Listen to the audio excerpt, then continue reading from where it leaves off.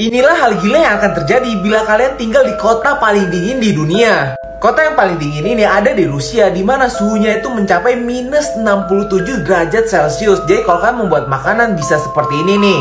Kalau kalian memasak mie, baru tinggal beberapa detik saja mie kalian sudah membeku seperti ini. Bisa melakukan trik magic di mana sendok kalian melayang karena membeku nih. Parah banget nih, cepet banget bekunya.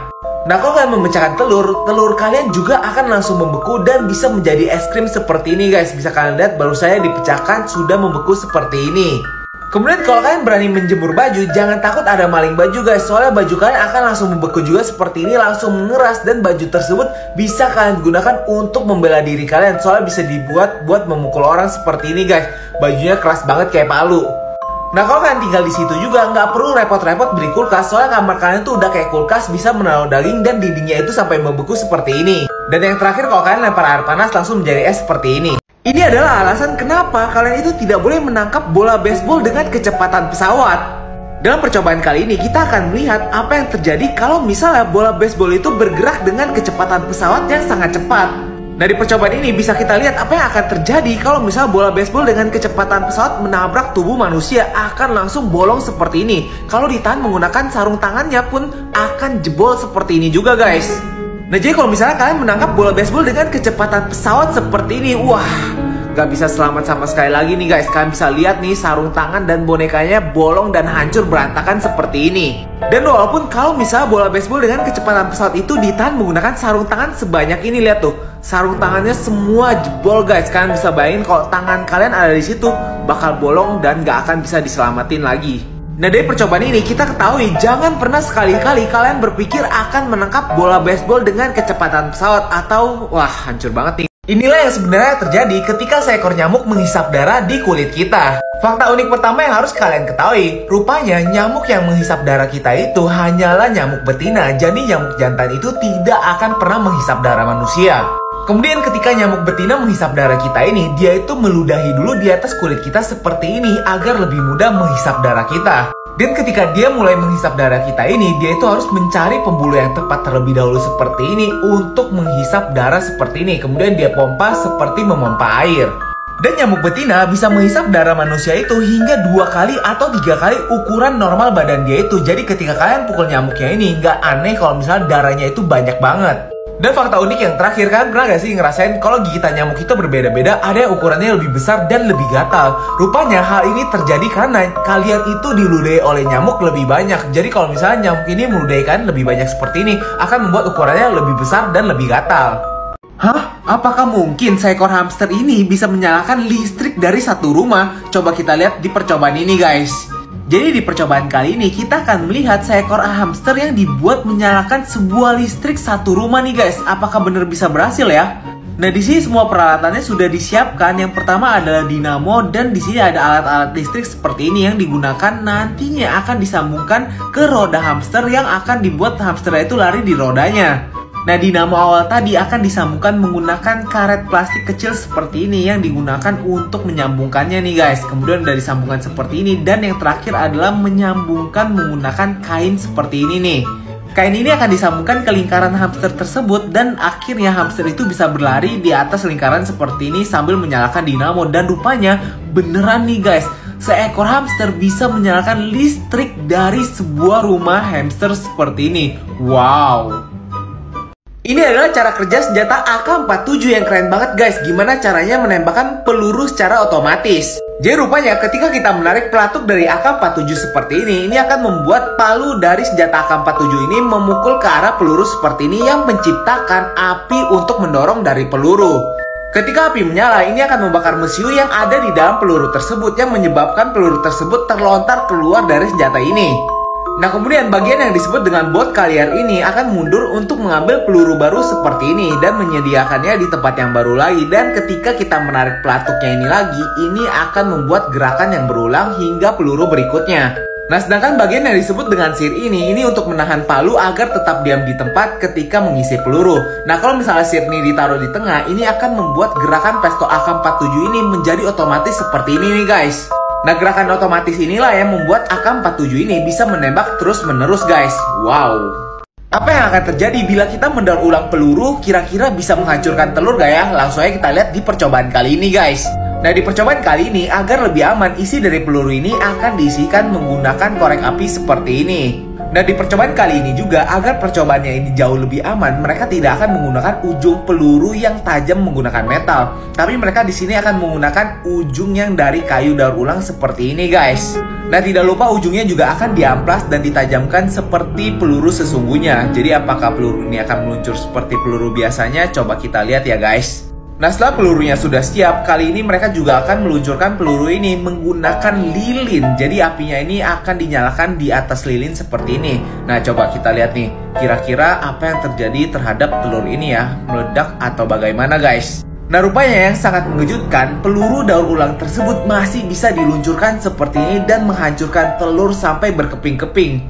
Wow, ini adalah fakta unik mengenai kehidupan kecil Kim Jong-un yang terkenal sangat sadis yang belum kalian ketahui, guys. Kim Jong-un yang sekarang terkenal sangat sadis rupanya lahir pada tahun 1984, di mana pada saat 1980-an Kim Jong-un ini diputuskan untuk pindah ke Selandia Baru untuk sekolah. Di sana dia dikenal dengan panggilan Cholpak dan sangat suka sekali bermain basket dan tidak ada yang mengetahui kalau dia adalah pewaris pemerintahan dari Korea Utara. Walaupun masyarakat Korea Utara tidak boleh meninggalkan Korea Utara, tapi untuk keluarga Kim, mereka ini tinggal di Selandia Baru dengan harga apartemen yang sangat mahal sekali, yaitu 5,6 triliun. Bahkan di sana Kim juga pernah dikabarkan pernah pergi ke Disneyland dan menikmati hiburan di Selandia Baru. Akhirnya pada tahun 2001 Kim ini kembali ke Korea Utara dan dia itu belajar untuk mewarisi pemerintahan Korea Utara karena kakaknya ini terlalu lemah dan dianggap terlalu feminis. Pada tahun 2011 akhirnya Kim ini menjadi presiden setelah ayahnya itu meninggal. Pada tahun 2012, Kim menikahi seorang cheerleader di Korea Utara yang terkenal sangat cantik sekali dan mereka itu mempunyai 3 anak yang dirahasiakan. Ini adalah cara hewan melihat dunia, rupanya sangat berbeda dengan manusia loh. Yang pertama, ini adalah penglihatan kuda. Rupanya kuda itu mempunyai blind spot di tengah matanya seperti ini sehingga dia itu tidak bisa melihat benda di tengah matanya. Yang kedua, ini adalah penglihatan ular, di mana ular itu bisa melihat hewan dengan suhu udara yang panas seperti ini, guys. Nah, yang ketiga, ini adalah penglihatan ikan, di mana penglihatan ikan akan seperti ini. Nah, berbeda dengan penglihatan elang akan melihat zoom seperti ini, guys. Kemudian ini adalah penglihatan lalat, di mana lalat itu melihat dunia dalam bentuk slow motion seperti ini, guys. Nah, kalau yang ini adalah penglihatan lebah, di mana lebah itu melihat dunia seperti ini. Sedangkan yang unik ini adalah penglihatan tikus, di mana mata tikus itu bisa melihat kiri dan kanan yang berbeda. Nah, kalau yang ini adalah penglihatan kucing, di mana kucing itu melihat dunia dengan warna yang sangat sedikit sekali dan kalau malam hari dia itu bisa melihat dengan sangat baik. Kalau penglihatan anjing, mereka itu tidak bisa melihat warna sehingga yang mereka lihat hanya putih hitam seperti ini. Dan yang terakhir, penglihatan bunglon, di mana penglihatan kiri dan kanannya itu berbeda seperti ini, guys. Ini adalah cara menolong orang yang terkena siraman air keras menurut penelitian. Jika kalian melihat peristiwa penyerangan air keras, inilah yang harus kalian lakukan menurut penelitian untuk menyelamatkan korbannya dari serangan air keras. Yang pertama harus kalian lakukan, kalian harus segera mencari air bersih untuk menyiram bagian muka atau bagian tubuh yang terkena dari siraman air keras tersebut. Kalian harus mencari suplai air bersih yang sangat banyak sekali, yaitu 60 liter, dan hindari menggunakan air yang kalian tidak tahu bersih atau tidak, karena ini bisa terkena serangan infeksi kalau airnya itu kotor. Proses penyiraman air bersih ini harus kalian lakukan selama 45 menit, tidak berhenti sampai sensasi terbakar di bagian mukanya atau bagian yang disiram itu menghilang. Kemudian sambil penyiraman air bersih tersebut, kalian juga harus membantu melepaskan anting atau pakaian yang ada di korban tersebut agar tidak meleleh. Dan yang harus kalian ingat, jangan pernah mengoleskan krim apapun di bagian luka korban pada saat itu, guys. Dan yang terakhir, kalian harus segera membawa korban ke rumah sakit terdekat, guys. Guys, kalian penasaran gak sih gimana caranya kapal yang besar dan berat seperti ini bisa mengapung di air? Nah, di sini bakal gue jelasin secara singkat dan cepat. Jadi ketika kapal ada di atas air seperti ini, ada gaya gravitasi yang menekan kapal ke arah bawah, tapi dengan gaya gravitasi ini juga ada sebuah gaya dari air yang disebut dengan buoyant force, yang dimana ini menekan kapal ke arah atas seperti ini. Nah, sesuai dengan hukum Archimedes, bila sebuah kapal ingin mengapung, massa jenis kapalnya itu harus sama dengan massa jenis air. Jadi kapal itu harus berongga seperti ini, tidak boleh bulat. Nah, tapi berbeda dengan kapal yang membawa muatan barang yang sangat amat berat, bawahnya ini khusus dibuat menjadi lebih lebar agar massa jenis dari kapal tersebut sama dengan massa jenis dari air. Nah, terus bagaimana sebuah kapal bisa tenggelam bila kapal tersebut membawa barang muatan yang berlebihan atau kapal tersebut mengalami kebocoran sehingga massa jenis dari kapal tersebut lebih berat dari massa jenis air sehingga kapalnya akan tenggelam. Nah, itulah penjelasan sederhana bagaimana kapal bisa mengambang. Gimana menurut kalian? Kalian udah ngerti belum? Inilah perbedaan otak yang mati dengan koma, rupanya sangat berbeda sekali dan harus kalian ketahui, guys. Nah, di dalam otak manusia itu terdapat dua hal yang sangat penting, yaitu cortex dan brainstem. Nah, cortex ini adalah dimana kita berpikir, sedangkan brainstem itu adalah mengendalikan bagaimana manusia bernafas. Nah, kalau kita mengalami kecelakaan seperti ini sehingga kita tidak sadarkan diri, itu cortex kita yang bermasalah, tapi brainstem kita tidak bermasalah sama sekali sehingga kita bisa bernafas dengan lancar.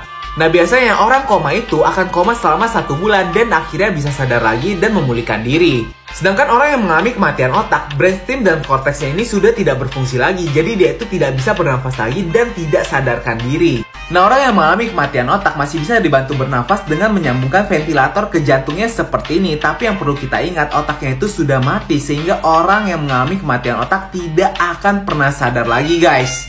Nah, jadi kesimpulannya, orang yang mengalami koma masih bisa sadar, tapi orang yang mengalami kematian otak sudah tidak bisa sadarkan diri, guys. Supatra Susupan adalah seorang gadis asal Bangkok yang berusia 19 tahun dan dia itu adalah pemegang rekor muka paling berbulu. Gadis asal Bangkok ini menderita kelainan kromosom di mana membuat bulu yang di sekitar mukanya itu tumbuh sangat lebat sekali seperti werewolf. Bahkan dicatat hanya 50 orang di dunia ini yang menderita kelainan ini. Walaupun memiliki kelainan seperti ini, tapi gadis ini mengatakan dia itu tidak merasa malu sama sekali dan dia itu tidak merasakan berbeda dengan orang lain. Dan kalau kalian penasaran dengan muka gadis ini tanpa bulu bagaimana, akhirnya pada usia 19 tahun dia tuh jatuh cinta dan memutuskan untuk memotong semua bulu di mukanya ini. Dan akhirnya mukanya ini seperti ini rupanya, guys. Wow, cantik banget ya, guys. Nah, buat kalian yang masih gak pede dengan penampilan kalian, khususnya rambut kalian, jangan lupa menggunakan pomade Tizen. Ini adalah pomade orang Indonesia di mana daya tahannya itu extra hot, bisa tahan seharian dan memiliki aroma yang sangat wangi sekali. Jadi ingat, kalau kalian mau merapikan rambut, selalu gunakan pomade Tizen karena ini adalah pomade nomor 1 di Indonesia.